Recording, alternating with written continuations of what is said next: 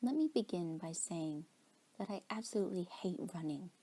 It's not so much the grueling physical aspect, but it's just so boring. It's a pointless activity unless you do it for sport or you're trying to lose weight or something like that. A lot of people have been asking, what exactly happened to me? It's been quite a number of months now, but what I remember from this experience is honestly pretty fresh and vivid in my mind, given the circumstances. Sorry it's so long, but you people wanted details. You can choose to believe me or not, but this is what happened. It was about halfway through the track season of my junior year, and I was just about ready for it to be over. Like I said earlier, I hate running. My intentions at the start of the season were to drop a few pounds and hang out with friends, but I had already lost almost 15 pounds, and most of my friends at this point. The first week that track began, my two closest friends, along with the girl I loved, and two of her friends, were in the car on the highway when they had a head-on collision with a drunk driver. Her two friends both survived, along with my best friend, who I hear is just now able to walk again. My other good friend, and my girlfriend, we'll call her Nicole, weren't as lucky. This might sound selfish or heartless, but damn it, I wish her friends were taken instead of her. I've refused to go into detail about their deaths, but that's all you need to know for now. After they passed away, I was completely devastated, as you would expect. Nicole and I were very serious, or as serious as a high school student relationship could be. We had been together for a little over 2 years, and there wasn't a doubt in my mind that I would marry her after we graduated. I was utterly in love with her. I never sunk to a state of insanity, but I entered a massive state of depression, and I pretty much cut off all communication with any of my other friends, and even my friend that was in the hospital from the crash. I feel horrible for never visiting him, but I just don't want to accept what had happened. I still don't. I don't want you to think I'm insane, because I'm not. Obviously, I'm sane enough to write this, and I'm sane enough to come up to the realization that I was depressed, which is normal behavior for what I had experienced. The way things happened are confusing, and the way that I present this story is the best way I know how to. Showing you all exactly what was running through my mind. I swear to God, I'm not insane. The rain was beating heavily against the already muddied ground, transforming the dirt path into a massive slide. I had to be careful with every step I stomped down the momentarily steep slope. My feet were sliding in every direction. With each forward motion, it was what seemed to be a horrible day for a run. But not for me. I enjoyed running when it was in the rain. It was exhilarating. I was stumbling quite uncontrollably down the trail, following the rest of the runners I was with.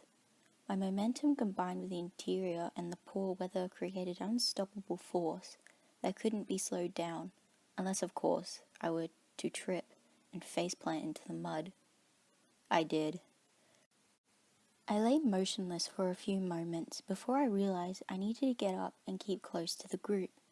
These woods were incredibly dense, and the trail parted many different ways more than once throughout. This was certainly not an ideal time to be lost.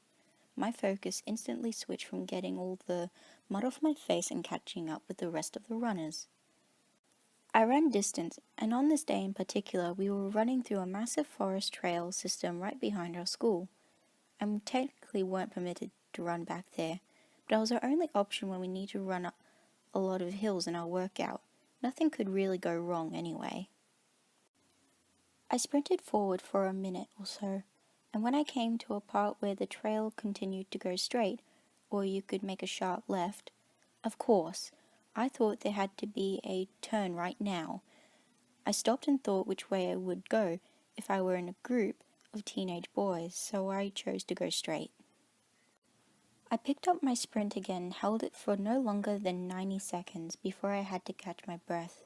I slowed down enough to breathe, but my survival instincts told me I needed to find my group. I couldn't figure out why they hadn't turned around to come back and look for me. They had to have noticed I was gone by now. They weren't leaving me on purpose, were they? No. I told myself they weren't. That's insane.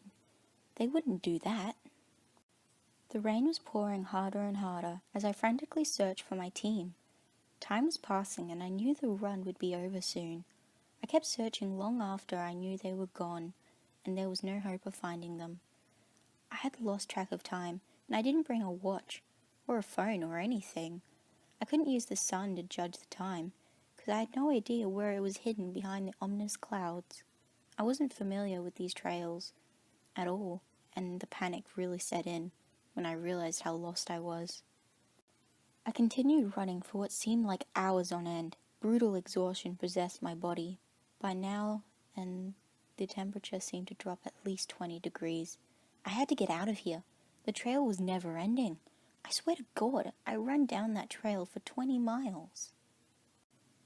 Haven't I been here already? This is the 4th time I've seen that tree. I'm starving. I need rest. It's at least 10. My mom's gonna kill me. This is the 5th time I've seen that fucking tree. Why is no one searching for me? My legs couldn't take any more. I had to stop. I collapsed onto the soft yet freezing embrace of the mud. In that moment, I was ready to die. I was losing my mind. There was no way that someone hadn't come searching for me already. How had I not found the edge of the forest by now? I had given myself to nature. If I had died right there, I would have been just fine, as I was drifting in and out of consciousness. I heard a noise that was getting increasingly louder. Not louder exactly, but close. Someone is coming for me. They found me. Hey, I'm over here. Help me. I'm right here. I mustered up enough energy to yell. I quickly realized that no one was there. No one was going to help me. It was just a dog. It was a big dog. Seriously, it was the biggest fucking dog I had ever seen in my entire life. You know those terrifying dogs that are as big as horses? This was bigger than those. The dog's increasing barking was muffled by the rain pounding in my ear, which had made me numb to most noises at this point. I knew I was in danger as I heard the barking draw nearer and nearer. I jumped to my feet as the dog approached me, ready to fight for my life. To my surprise, the dog simply stopped about 10 feet in front of me and began barking even more rapidly. It didn't appear to want to attack me, but I knew this was a very clear and present danger. I needed to make my move. I knew I didn't have nearly enough energy to outrun this horse/dog creature, so I scanned the ground for any sort of tree limb or weapon. The ground was pretty clear, other than the inch-thick mud covering all the green grass and the dirt path. I was standing in the middle of a forest, and there weren't any sticks on the ground. This is just not my day. I looked up and the rain drilled into my eyeballs as I stared into the night sky. The moon was almost full, and it illuminated the area surprisingly well throughout the looming trees overhead. I wiped my eyes clear of the rain and faced the dog. Its blurred visage began creeping towards me, slowly, and I knew I had to attack. I lunged at it with whatever force I had within me and elbowed it right in the neck. I gave a couple quick blows to the head and jumped off to begin running away. It barked and whimpered furiously from behind me as I headed deeper into the forest. My running continued for a few minutes, but I had no energy. I hadn't eaten about 8 hours, and I knew it must have been close to midnight by now. The running had taken its toll on my body, and I needed rest. I would have done anything to be home in bed. Fortunately, the rain was calming down, quite significantly, at this point. There was only a slight drizzle coming from the calm sky. I came to a clearing in the forest. I haven't been here before, I thought. The clearing was empty, except for a big tree stump in the middle. There was no trees inside of the massive empty circle of land, but trees surrounded the whole area. The moonlight reflected perfectly through the sky onto the stump in the very center. Words can't explain how beautiful the sight was. It was truly a majestic scene. It was exactly how you would imagine, like something in a movie. I walked towards the center slowly, but I stopped because I knew I must be hallucinating. There was no way this was real. It was all too perfect. I heard something shuffle around in the trees.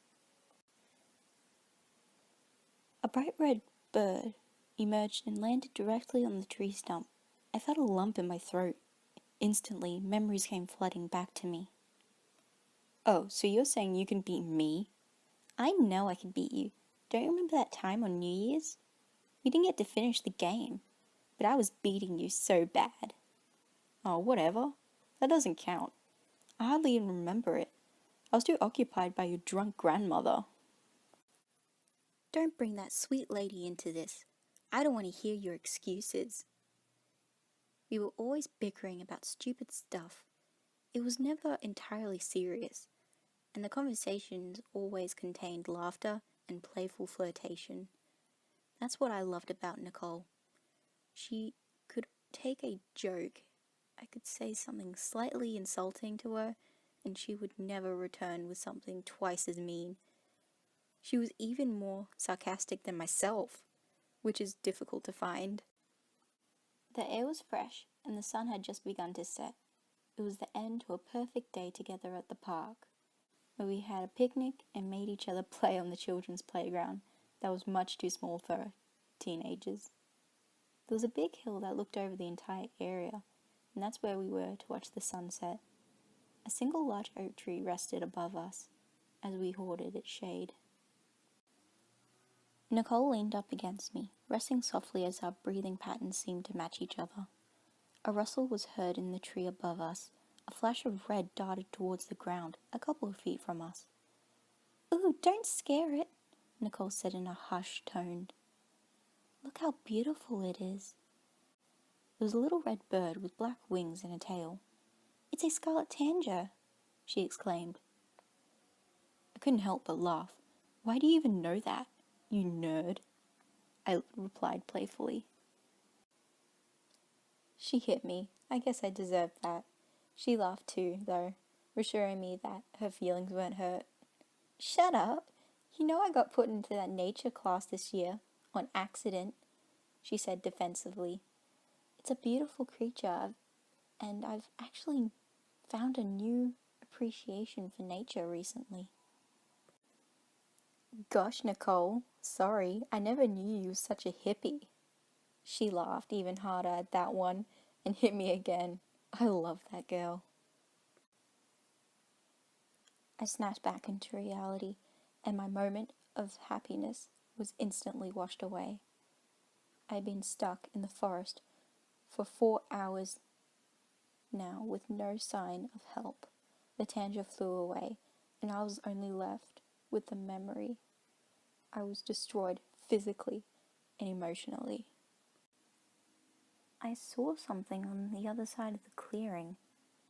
It was barely moving between some trees, slowly. My first thought was that it was just an animal, and I'd almost shrugged it off, but it seemed to be wearing some sort of robe. I walked even closer, and I stopped beside the tree stump. I began to make out the image of a person. They were wearing what appeared to be a white dress, and I was taken back by why someone was in the forest wearing a dress. My heart jumped at the sight of another human being there, and I began to rush forward. I stopped dead in my tracks when I realized it was Nicole. She turned around, and her long brown hair glistened down over the white of her dress. I recognized those bright green eyes instantly. She stared at me for a second and smiled, but then she started walking away. I couldn't let her get away. My bewilderment and excitement turned my dead energy into pure adrenaline. My goal was to catch up to her. I wanted to hold her and never let go. I used whatever energy remained to sprint back into the trees after her. Why was she running away? Didn't she want to be with me, too? Maybe she hated me. Maybe she hated me. No, she couldn't hate me. She loves me. She loves me, right? Nicole! I yelled as I ran. She didn't stop. I couldn't give up. She couldn't get away. She was so fast. Why was she outrunning me? She was barely in my sight enough for me to continue following her. My legs were just about to give out. I could feel my body ready to collapse again.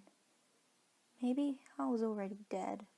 I died long ago when I fell down, and this was my hell. I was trapped here forever. I could see something bright in the distance. It was shining through the trees and around Nicole's body until I couldn't see her anymore because the lights were making me so dizzy. I was running as fast as I could until I broke through the last line of trees. Cop cars, bright lights, dark figures. There were 3 police cars and a couple of other cars along with an ambulance scattered around the lot. I recognized the place as my school parking lot. I was on the very edge where I met part of the forest. There he is! Someone yelled. My vision was still slightly blurred as I tried to make out their faces. It was my mum. My mum and 2 other police officers were rushing towards me. My baby, I'm so glad you're safe, my mum muttered through tears as she embraced me. Her embrace was the only thing keeping me from hitting the ground. One of the police officers called it into his radio, and they found me, and the search was off. Let's get you to the paramedics, the tall officer said. They helped me over to the back of the ambulance, where another officer was standing. He had bandages and bruises on his face. Well, look who it is, he said to me in a sarcastic tone. You sure knocked me good. What do you mean? I managed to ask. You got a good couple of hits on my face when I found you out there yesterday. Almost knocked me clear out. My heart skipped a beat. Yesterday, I thought. My mind was racing. I never saw anyone out there. I didn't hit anyone. Yeah, I found you and told you to come with me. But you attacked me. I didn't mean to scare you. I was just trying to bring you to safety, he told me. The dog! I must have been hallucinating. What do you mean by yesterday? I was lost for a couple of hours during the practice. I was running with the rest of the team out there when I got separated, I told them confused. My mum and the officers all looked at each other, bewildered. My mum spoke up. Sweetheart, you've been missing for over 2 days. The track season ended last month. You weren't running with anyone. 2 days? There's no way I was gone for that long. I know the track season wasn't over. I even talked to the guys before we ran. My heart was beating very frantically, and as I understand, I had a really bad panic attack, and my body shut down. I was starving and exhausted, and apparently, being without food and rest for 2 days, I passed out. The next morning, I woke up in my own bed. My sight was still blurry, and it took a moment to readjust. I looked at the clock and made out 11-something through my blurry vision. After my eyes focused, I glanced over to my windowsill, refreshed to see some sunlight. A red tanager was looking at me through my window. Hey guys, Wolfshade here. If you enjoyed the video, please like and subscribe, and remember to comment on what stories you would like to hear next.